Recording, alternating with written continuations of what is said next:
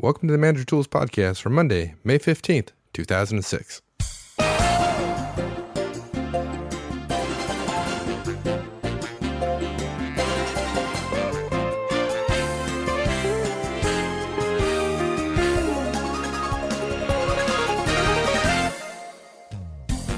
Hi, this is Michael Ozan, and on behalf of myself and Mark Horstman, welcome to Manager Tools.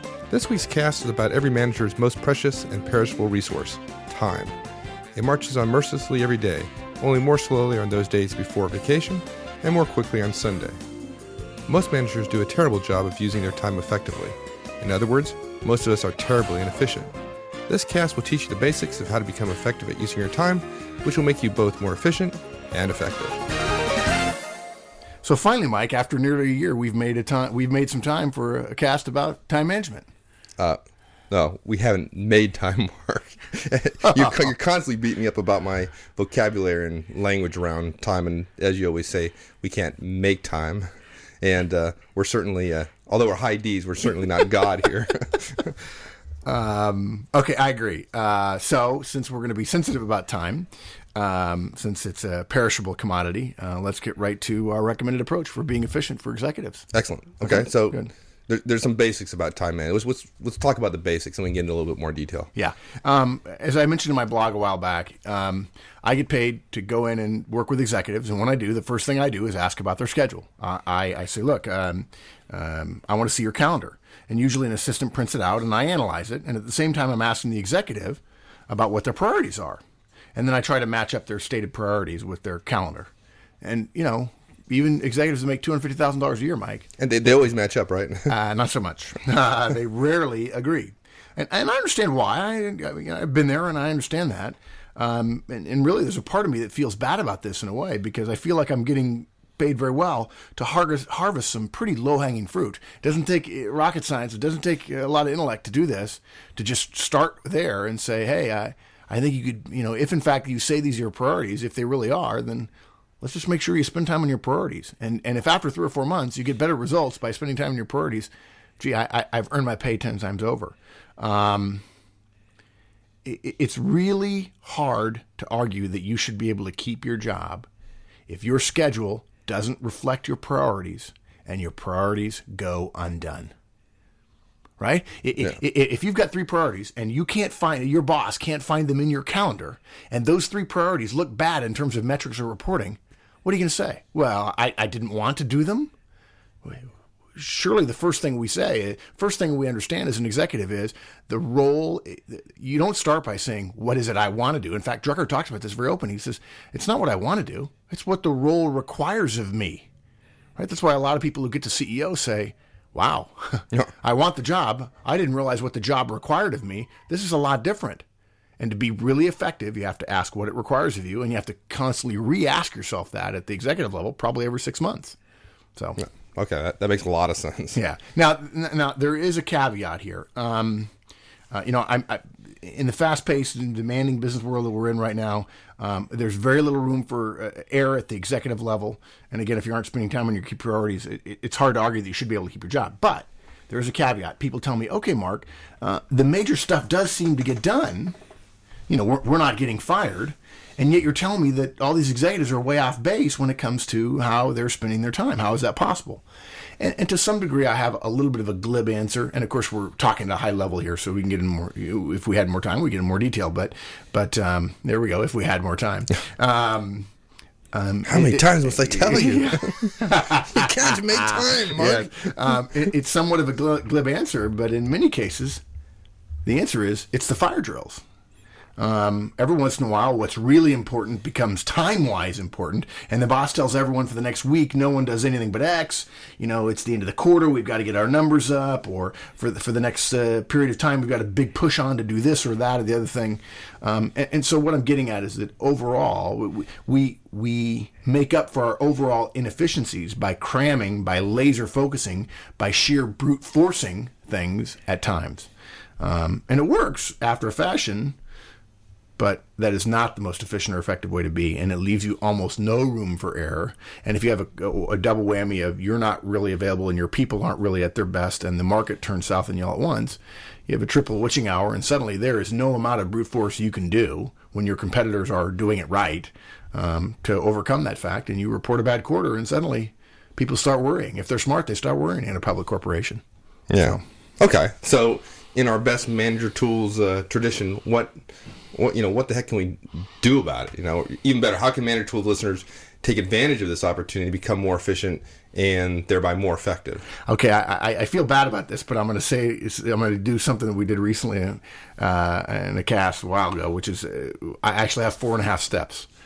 Not 4, not 5. I know. It sounds dumb. Did I say anything? I didn't say anything. No, you didn't. Yeah, exactly. You didn't say anything. You just had a very descriptive facial expression, which we'll talk about later in a cast on high Ds, I'm sure. Step 1, roughly assess your time. Not hard to do. Step 2, capture your priorities. Step 3, do a rough analysis. Or step 3A, this is the half in there, do a Drucker analysis, which is a little bit more detailed, and it's not hard to do. I like the sound of that. Time. Yeah. Some people will, but it's probably reserved for the executives that we've got. But some of the more people who are really excited about this will do the Drucker analysis, and it's worthwhile. It's a very interesting analysis. And then step 4 is to put your number one priority on your calendar first. So those are the 4.5 steps. Let's go through the details. Okay. All right. Roughly assess your time. What's that about? Easy step. And you can actually skip this step, but I don't recommend it. I mean, you could actually start with step 2, but step 1 really kind of puts you in the right mindset, the right frame of mind, and it doesn't take hours. We're talking about minutes here, or less than an hour to get this done. We want you to sit down with a pen and paper and nothing else. Okay, nothing else, pen and paper, and ask yourself a simple question. What do I spend my time doing? I could make it a more complex question, but that's really what it boils down to. What do I think I spend my time doing? And in terms of, you have to have a sample because you can't think of the last year. It's too big. Your brain can't handle it. So you think back over the past 2 to 3 weeks. If you're saying, okay, Mark, which is it, 2 or 3? Pick 3. More data is generally better to do some analysis on. You want a bigger pile to sift through. Okay? And what we want you to do is think about your work days. Now, I just said earlier, pen and paper and nothing else. Don't look at Outlook in advance. Don't look at Lotus Notes. Don't look at Oracle Calendar. Okay? Don't have your BlackBerry next to you. Don't have your Trio next to you. Don't have your PDA next to you. No Franklin planners. No day timers. No day runners. Nothing. Pen and paper. Because that's what you deal with at work when you're going from meeting to meeting. You don't have all that stuff right in front of you reminding you. We want to get you in a framework of thinking about your work. Not about your time, really, but about your work. Okay? So we're going to infer some things about time from your work. Okay. Are we trying to get the number of hours I spend on a day, the number of hours I spend in the week? Is percentages? What am I writing down? What am I writing down here? Really, a list of things you did. A list, okay, just a list, not time, just how I spent it. Work, yes, exactly, okay. And that's an important distinction: work versus time. We're going to think about time, but really, what we're going to be looking at is work. Okay. We're not looking for numerically valid analysis here. Okay, we're not looking for Six Sigma level thinking. We're suggesting you get in the mindset of thinking about your work in the construct of time. And really, what's probably going to happen, Mike, is people are going to discover how much of their time they cannot account for. Right. So here's what to do. What's going to happen is they'll remember the big stuff. You're going to remember meetings, key deliverables. You'll also remember things that at the time seemed important that were blow-ups or interesting or exciting or whatever. But in hindsight, just seemed interesting at the time, but really don't make that much difference. And in fact, the reason for that, by the way, is you're remembering them now, is because they had emotional content at the time. And emotion is the reason we have memory. Emotion is the thing that makes our memories, how we feel about things and how we categorize things. I wish it weren't so. I'm sure it's the same true for you. I wish it was just all logic and rationale, but it's not. It's emotion. So those things that are most emotional are the things that are going to be easiest to remember. Okay? And I'm really talking about, maybe you spend 45 minutes. At a minimum, you're going to spend 15 minutes.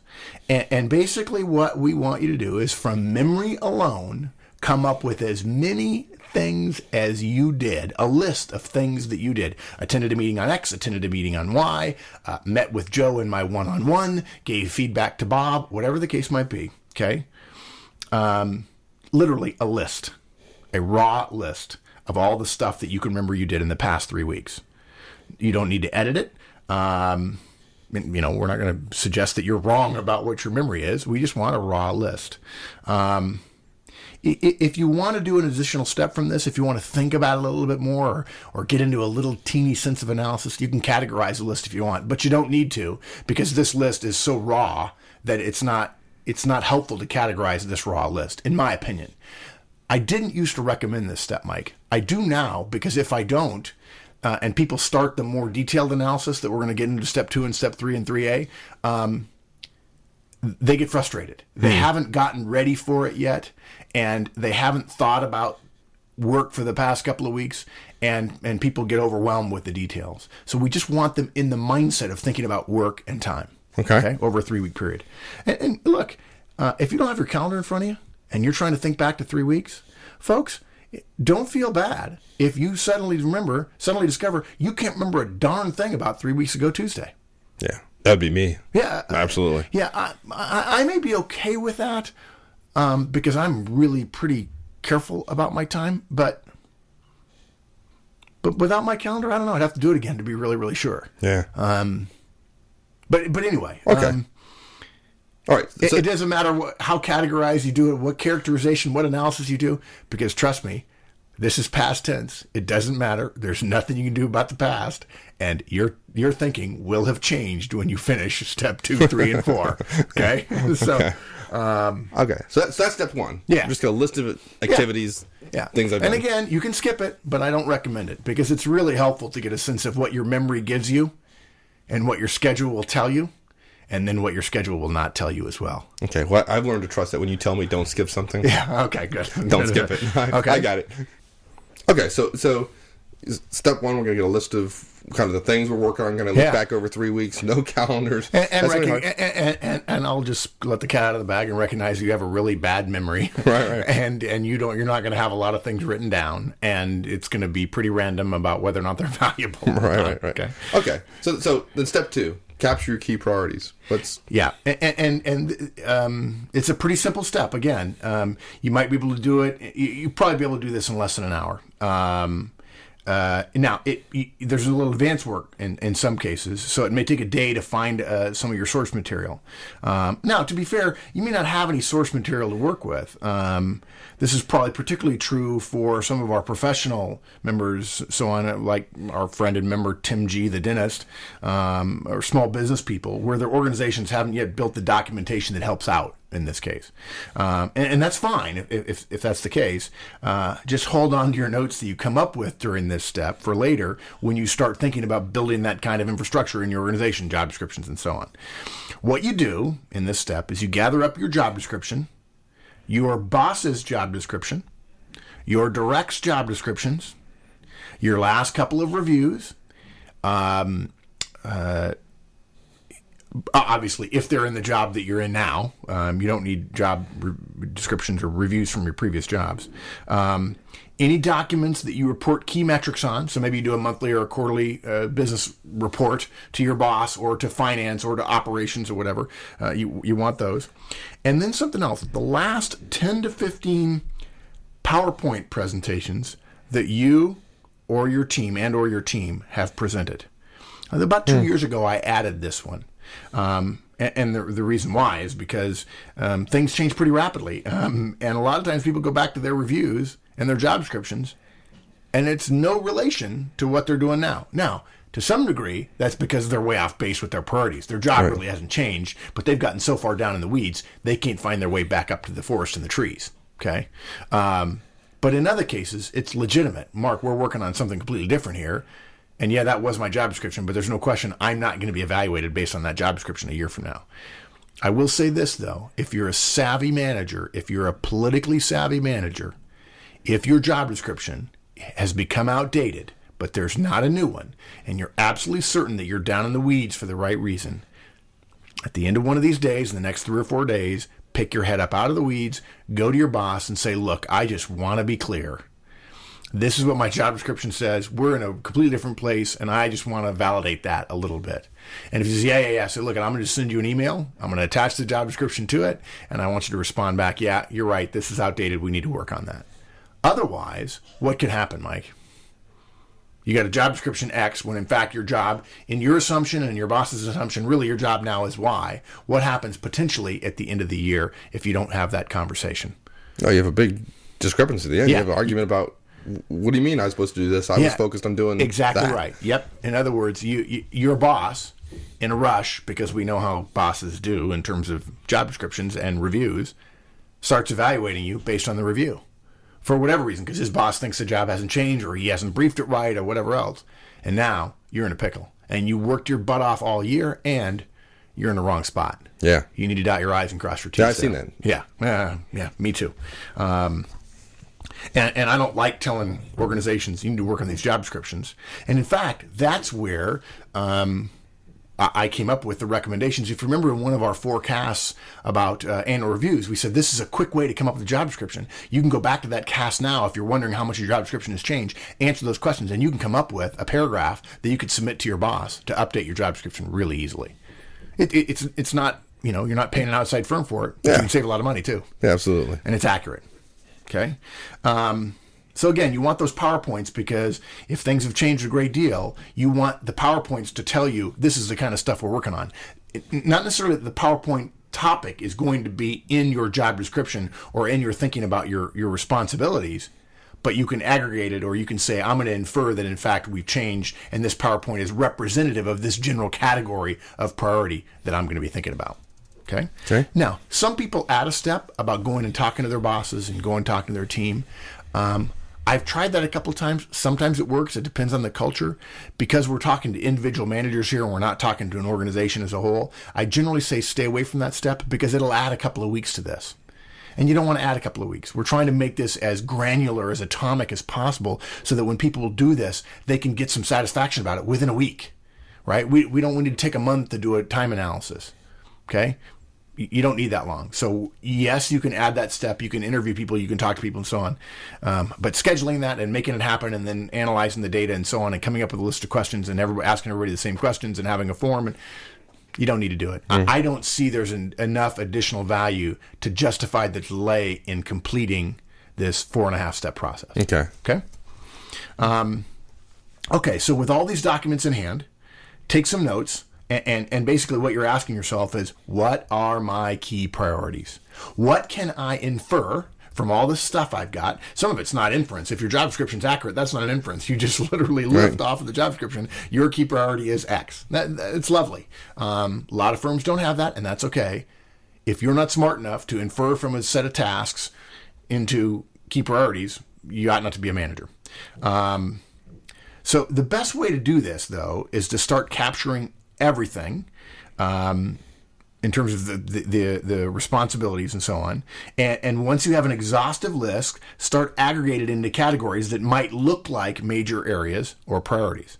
Again, you may have to infer from tasks right down into the weeds up to what the priority headings are for a group of those tasks. That's fine. That's what we're asking you to do. We're asking you to think, to synthesize, to analyze at the task level and to synthesize that, aggregating it up into, okay, when I glom all these together, what's the category those fit under? Because you wouldn't want a job description that has 75 tasks on it. So can you give me a couple examples of Sure.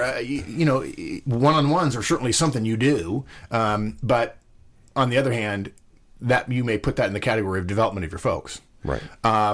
It might be something around monthly reporting. You might be preparing a monthly report and then preparing a personnel attrition list and so on. And that may be running your business according to some metric. You've got a 34% profit margin or a 19% profit margin or a operating income level or something. And that's your priority is the operating income. And then there are categories of tasks that go underneath that. Okay. Now look, it's okay to have a list of as many as 50 tasks that you think you're responsible for, okay, to start with. But you can't have 50 priorities, like I said, or 75 tasks. So the rule of thumb here is you can't have more than 10 priorities. And I'm going to go a step further. 10 priorities, okay? But now you start pushing back. This is when people start pushing back. Because I asked you to come up with key priorities, not priorities, okay? Fine, nomenclature, maybe you don't like that. I'm not trying to make this impressive. I'm trying to give you verbiage to get you started on doing the work. What's important here is not what we call it, the naming, it's the actual work. Now, take those 10 and boil them down to no more than 5 key priorities. It may be that they're all priorities, but you're going to say which 5 are the most important. Maybe you can't take the 10 and turn them into a list of 5. In other words, taking 2 and putting them together into 1. I don't care about that. You're going to have 10 priorities, but 5 of them are going to be key. Okay? Just right. 5. You may put those 5 as secondarily or as tier 2 priorities. They're still priorities to you, but you want to use a different name, that's fine. No more than 5. Now, tell you a brief story. Peter Drucker talks about executives, of course, talked about executive time management all the time. In fact, Drucker's book, The Effective Executive, the first prescriptive chapter, which is actually chapter 2. Chapter 1, he talks about effectiveness can be learned. Chapter 2 is Know Thy Time. And he specifically walks through all essentially a different way, a more comprehensive way of doing this for executives. And we'll talk about that in step 3.5, step 3A. But when Drucker used to talk about executives, he would say this. He would say, look, the first thing you need to do is not ask what you want to do, because that's what school children do. You should ask, what does this role require of me? That's the first thing an executive asks. And then what she says is, okay, if that's what it requires of me, what do I need to do in order to achieve those requirements?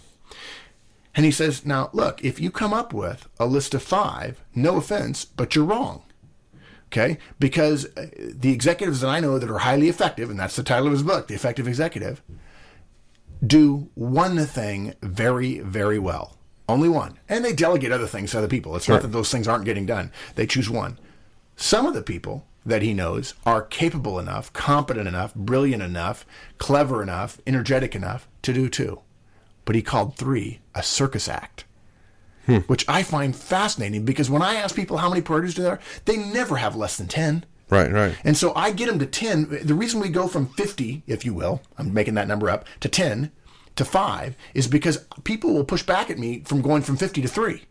I can't get them to do it. They just say it's like I can eat 3 hot dogs for dinner if I'm really hungry, but that doesn't mean I can eat 50 if I really, really had to. Right. They just won't do it. In fact, if we spend enough time on it, we whittle them down and we categorize and we recategorize and we shave off some of the loose ones and so on. Yeah, we can get down to 3. But I asked to go in 2 steps down to 10 and down to 5 because people won't get to 3. And quite frankly, I think in some cases, some managers don't want to get to 1 because they know what's coming, which is that 1 is not getting done. Right. In some fashion. They're nervous about how much time am I spending on number 1. And they say, I'm only spending 8% of my time on number 1. No offense, but if you're spending 8% of your time on number 1 and you don't meet your numbers for number 1, if you work for me, you don't have much defensibility. Yeah, that's a problem. Yeah. I don't mind if you're spending a lot of time and you're ineffective. But if you're not spending your time on the right stuff, geez, we expect that. That you're a manager, you're an executive, that's a given. You're not doing it. Okay? Okay, so no more than 5 key priorities. Now, it's funny. I really do think I want to go back to the whole 50 down to 10, down to 5, down to 3 thing. I believe part of the reason managers and executives' minds rebel, I could be wrong, Mike, and you may have a different perspective on this, is that there's no overarching priority to their management of their schedule. They're scheduling things, tasks, small items, granules, atoms, if you will, granules of sand. But there's no overarching priority. There's no filtering to say, no, that doesn't fit into one of my priorities, so therefore, because I don't have enough time anyway, I can't put it on there. And they end up seeing each one of their tasks as a priority. And here's the phrasing that it comes across as. Right now, this thing I'm working on is my priority. And yeah, you can only do one thing at a time, but that's a red flag for me. When I hear that, I'm like, oh boy, this person's got 50 priorities, 50 tasks they're working on this week, rather than my priorities are this. This task fits into that priority there. I could demote this task right now and pick on something else, as long as the other task I'm working on still aggregates up to one of my key priorities.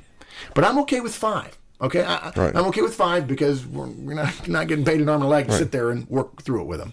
If you get 50, that's a problem. What percentage of people do you think rebel? I'm going to take 100, right? What percentage of that 100, how many of that 100 came up with a number between 30 and 100 tasks that never got down to 3 when I was working with them, or that it took extra time and billable hours for me to get down to 3? 70% of them. I was going to say 60. Now, you say that's not priorities. That's what they felt they were all priorities. I call that spinning plates. That's what I call it. I'm not saying I'm right. It's just Right. the ones who are good, the executives who are really good that I admire, they got 1, maybe 2. Right. Now they have people around them they've delegated to, and those people are good. In fact, in some cases, way better than the executive. But the executive has the team that is getting them where they need to go. Yeah. So, okay. And that's why that phrase is so often heard. Mike, what is that phrase? When you interview somebody, an executive or a leader, a senior leader or something, says, well, it's not me. I just got a great team of people around me. Well, they know what their strengths and weaknesses are. They're leveraging their strengths on their key priorities, and they're delegating their weaknesses to the people who are better at it than they are. Yeah. Simple. Okay, so you're going to come up with a list of 5 key priorities, and all you got to do is write them down on a clean sheet of paper. After all that analysis, after all that winnowing or aggregating or glomming together, whatever you want to call it, clean sheet of paper, 5 priorities. Okay? Well, we're going to stop right there and cover the second half of this show on next week's podcast. So, until then, be sure to visit us on the website at www.manager-tools.com or send us some feedback at show@manager-tools.com. So until next week, have a great one. So long.